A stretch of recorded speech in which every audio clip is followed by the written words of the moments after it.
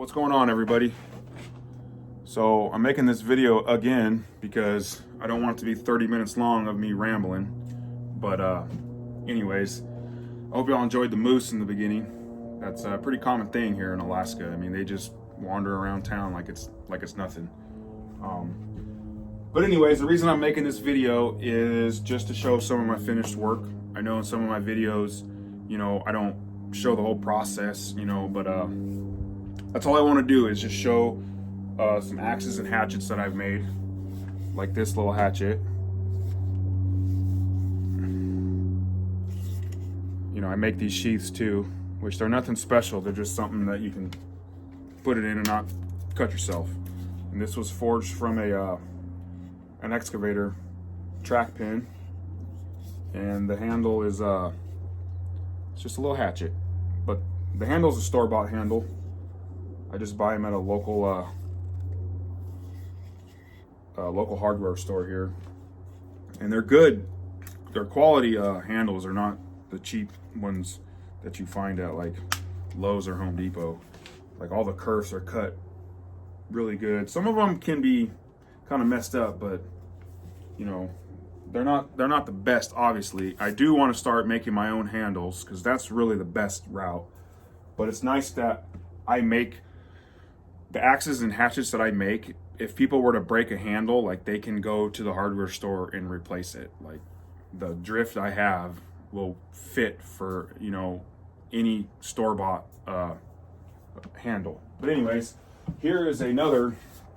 This is like a boy's axe. This is what would be considered a boy's axe. This is just a 28-inch handle, hickory handle. I make the sheaths.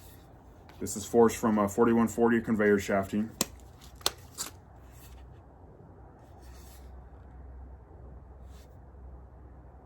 And it's sharp, really sharp.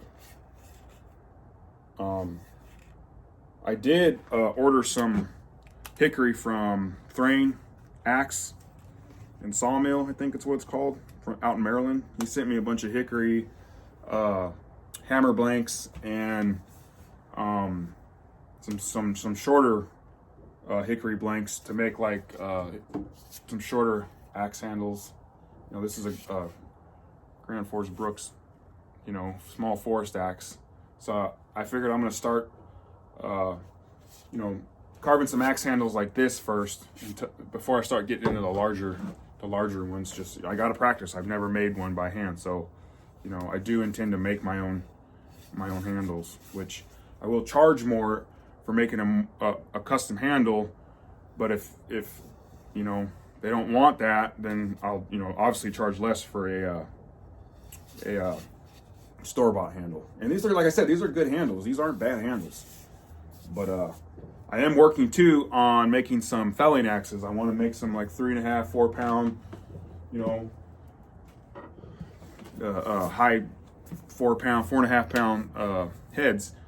Some larger felling axe.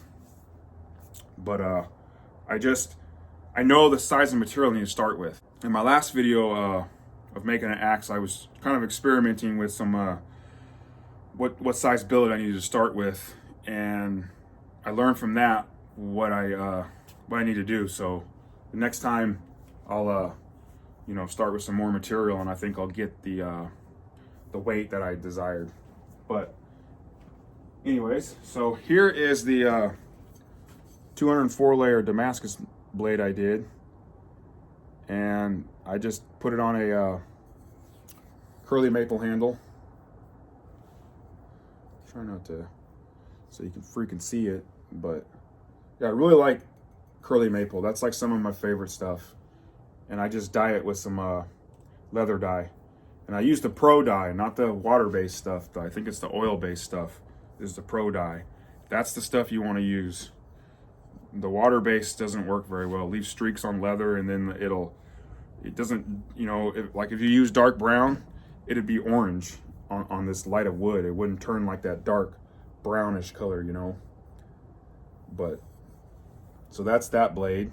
And I did manage to get the pattern to come in, on the spine. Yeah, I'm pretty happy with this this knife. It feels really good in the hands, man. Like this is sold, or else I would have kept it. Like it just, every time I hold this knife, it just feels like you just want to, you know, whittle something, or, you know, it's a cool little blade. So that's the 204 layer. That's 1084 and 15 and 20. Curly maple handles. Just got to sharpen it and make the sheath. All right, and that's the stainless fighter, which I made a video of forging out this billet. 304 stainless and 1084, which I think it came out really good. It's a ball bearing Damascus guard, hickory handle, and just a leather stack. I dyed that black. And this wasn't the original handle I planned on using, but I screwed up like 4 handles trying to perfect this handle. Drove me crazy. But I wanted to put something on it, and I've always wanted to put hickory on a knife handle, and I think it came out awesome. Pretty happy with it. I definitely like the Brute de Forge on the spine. You know, this knife just represents me, man. I mean, you got, you know, hickory is tough, you know, and ball bearing Damascus. I change a lot of bearings at work, and it looks like mountains, like Alaska mountain range. But yeah, this was a fun knife. I'm really happy with it. It's sold already. Yeah, I mean, this thing is nice, man. It's got a nice weight to it. It's the most comfortable handle I've ever made. Like it doesn't look all fancy, you know, and contoured, but knife handle doesn't really need to be. I mean, you know, it's nice.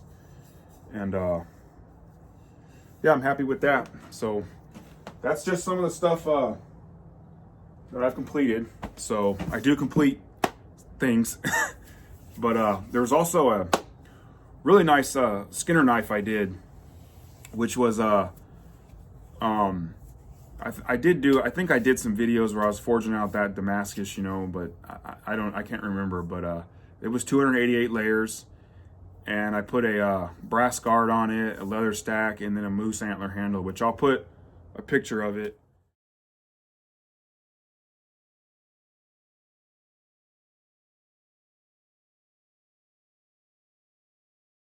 I forgot to make a video showing it because I was going to make this video. I just, you know, and I forgot to make a video showing it off. But I did kind of show it off in the last, that 204 layer knife I did. I did show it there, but it just wasn't quite finished. You know, I didn't have the sheath, didn't have sharpened. There was some last minute details. But the guy it was going to, his family got a hold of me, and they kind of intercepted the transaction for his birthday. They kind of wanted him to surprise him with it because he was super excited to get this blade. I work with the guy. He's a really great guy, and he was excited to get the knife. You know, I've been, you know, talking to his family about it, and I had to kind of play it off like, oh, you know, something happened, and I'm waiting for this before I can finish it, and so they kind of intercepted it before I thought about making the video. So but that was kind of cool they did that. But anyway, so this video is not super long of me just talking. I just wanted to show some of the finished stuff that I make, and there's going to be some cool upcoming videos. My folks are coming up here. They retired, moved down to Arkansas, which is where my mom was born. You know, my dad was born here in Alaska before it was a state, and he's super into riding bicycles. Like, he's a crazy fanatic bike rider. And he sent me a bunch of bicycle chains, so we're going to make some bicycle chain canister Damascus, and probably going to just forge some chain into some billets, which I've never done before. The canister, yeah, but like just the chain itself, I've never done that before. So we're gonna see what happens, and hopefully we can get a bar out of it and make some blades. Anyways, that's what I'm going to be doing upcoming. Some bicycle chain Damascus, and I'm going to be doing some cable Damascus because I've never done cable. I have some cable from a buddy of mine who works on the North Slope here in Alaska, off a drill rig. So that's going to be fun to do. And other than that, man, that's it. I'm gonna wrap this video up, and yeah, y'all have a good day.